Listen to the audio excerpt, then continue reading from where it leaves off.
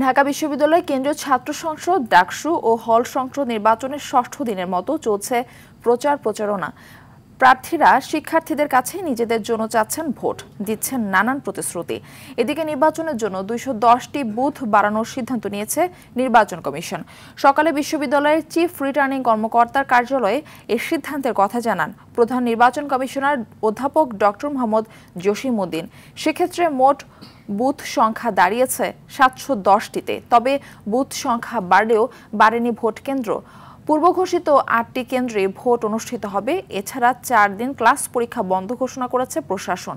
নির্বাচনী পরিবেশ নিয়েও কোনো শঙ্কা নেই বলে জানানো হয়। পরিবেশ এখনো আলহামদুলিল্লাহ অনেক ভালো, সেরকম মেজর কোনো কিছু আমরা ব্যর্থ দেখি নাই। আমরা এর ভিতর আমাদের যে টাস্ক ফোর্স গঠিত হয়েছে আচরণবিধি পর্যবেক্ষণ করার জন্য, ছাত্রছাত্রীর সাথে আলাপ করছি নির্বাচনী পরিবেশ নিয়ে।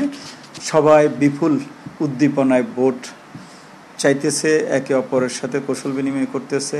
তারা আমাদেরকে জানিয়েছে, স্যার সবাই এখন কি বলবো উৎসব মুখর পরিবেশে আছে।